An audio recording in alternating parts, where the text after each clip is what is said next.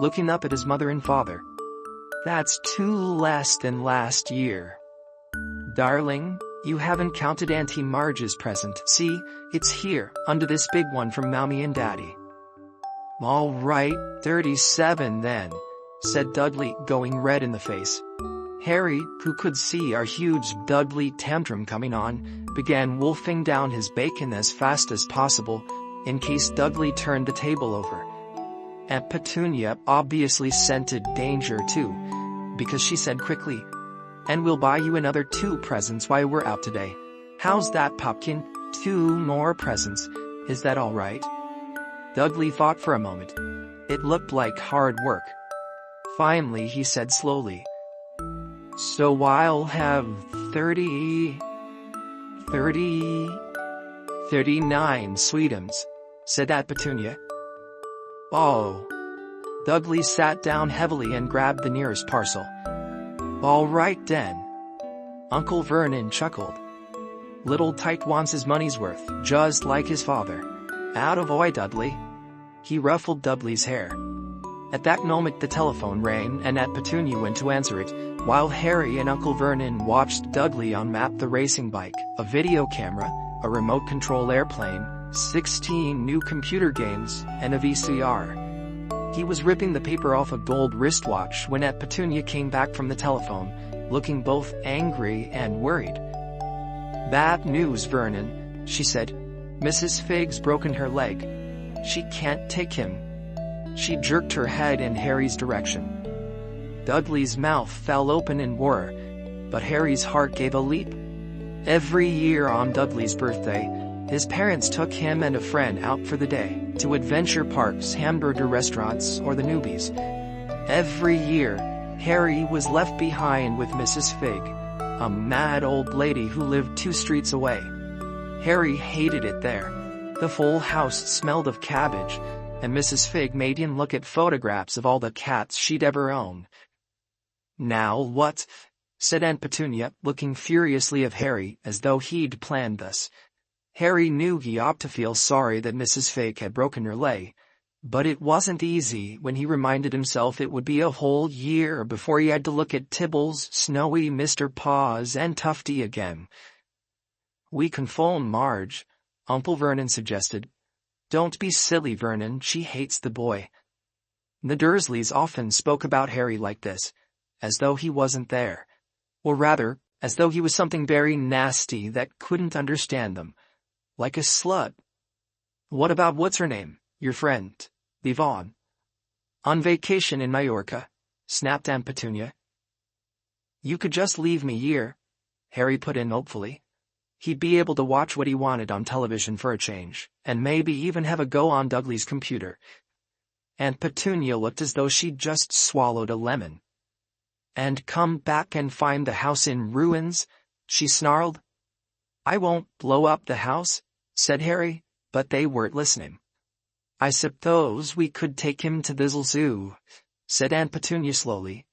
"And leave him in the car." "That car's new. He's not sitting in it alone." Dudley began to cry loudly. In fact, he wasn't really crying. It had been years since he'd really cried. But he knew that if he screwed up his face and wailed, his mother would give him anything he wanted. "Dinky Duddy Dums, don't cry. Mummy won't let him spoil your special day," she cried, flinging her arms around him. "I don't want him to come," Dudley yelled between huge pretend sobs. "He always spoils everything." He shot Harry a nasty grin through the gap in his mother's arms. Just then the doorbell rang. "Oh, good Lord, they're here," said Aunt Petunia frantically, and a moment later, Dudley's best friend, Piers Polkiss, walked in with his mother. Piers was a scrawny boy with a face like a rat. He was usually the one who held people's arms behind their backs while Dudley hit them. Dudley stopped pretending to cry at once. Half an hour later, Harry, who couldn't believe his luck, was sitting in the back of the Dursleys' car with Piers and Dudley, on the way to the zoo for the first time in his life. His aunt and uncle hadn't been able to think of anything else to do with him. But before they'd left, Uncle Vernon had taken Harry aside. "I'm warning you," he had said, putting his large purple face right up close to Harry's. "I'm warning you now, boy. Any funny business, anything at all, and you'll be in that cupboard from now until Christmas." "I'm not going to do anything," said Harry. "Honestly," but Uncle Vernon didn't believe him. No one ever did. The problem was, strange things often happened around Harry, and it was just no good telling the Dursleys he didn't make them happen. Once, Aunt Petunia, tired of Harry coming back from the barber's looking as though he hadn't been at all, had taken a pair of kitchen scissors and cut his hair so short he was almost bald except for his bangs, which she left to hide that horrible scar. Dudley had laughed himself silly at Harry, who spent a sleepless night imagining school the next day, where he was already laughed at for his baggy clothes and taped glasses. Next morning, however, he had gotten up to find his hair exactly as it had been before Aunt Petunia had sheared it off. He had been given a week in his cupboard for this, even though he had tried to explain that he couldn't explain how it had grown back so quickly.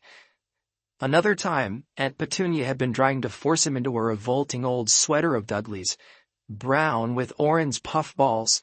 The harder she tried to pull it over his head, the smaller it seemed to become, until finally it might have fitted a hound puppet, but certainly wouldn't fit Harry. Aunt Petunia had decided it must have shrunk in the wash, and, to his great relief, Harry wasn't punished. On the other hand, he'd gotten into terrible trouble for being found on the roof of the school kitchens.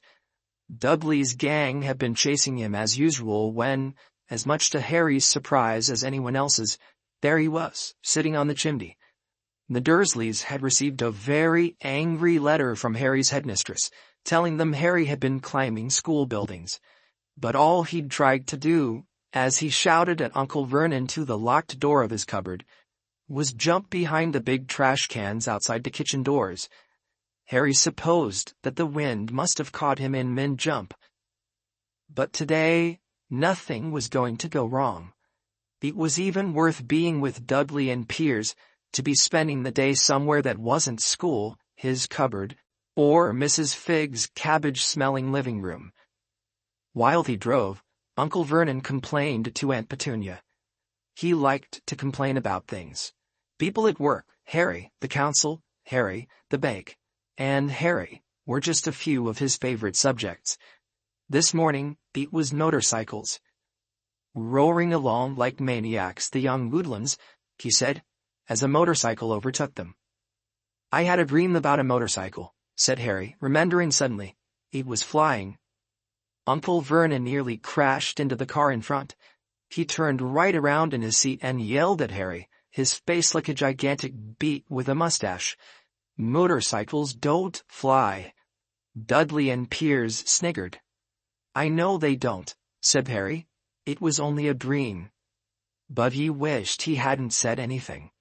If there was one thing the Dursleys hated even more than his asking questions, it was his talking about anything acting in a way it shouldn't, no matter if it was in a dream or even a cartoon. They seemed to think he might get dangerous ideas.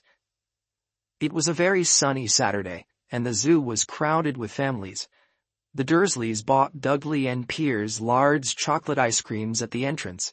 And then, because the smiling lady in the van had asked Harry what he wanted before they could hurry him away, they bought him a cheap lemon ice pop. It wasn't bad either, Harry thought, licking it as they watched a gorilla scratching its head, who looked remarkably like Dudley, except that it wasn't blonde. Harry had the best morning he'd had in a long time. He was careful to walk a little way apart from the Dursleys, so that Dudley and Piers, who were starting to get bored with the animals by lunchtime, wouldn't fall back on their favorite hobby of hitting him. They ate in the zoo restaurant, and when Dudley had a tantrum because his Knickerbocker Glory didn't have enough ice cream on top, Uncle Vernon bought him another one, and Harry was allowed to finish the first. Harry felt, afterward, that he should have known it was all too good to last. After lunch, they went to the reptile house. It was cool and dark in there, with lit windows all along the walls. Behind the glass, all sorts of lizards and snakes were crawling and slithering over bits of wood and stone. Dudley and Piers wanted to see huge, poisonous cobras and thick, man-crushing pythons. Dudley quickly found the largest snake in the place. It could have wrapped its body twice around Uncle Vernon's car and crushed it into a trash can. But at the moment, it didn't look in the mood. In fact, it was fast asleep. Dudley stood with his nose pressed against the glass, staring at the glistening brown coils. "Make it move," he whined at his father. Uncle Vernon tapped on the glass, but the snake didn't budge. "Do it again," Dudley ordered. Uncle Vernon rapped on the glass smartly with his knuckles, but the snake just snoozed on. "This is boring," Dudley moaned. He shuffled away. Harry moved in front of the tank and looked intently at the snake. He wouldn't have been surprised if it had died of boredom itself. No company except stupid people drumming their fingers on the glass trying to disturb it all day long. It was worse than having a cupboard as a bedroom, where the only visitor was Aunt Petunia hammering on the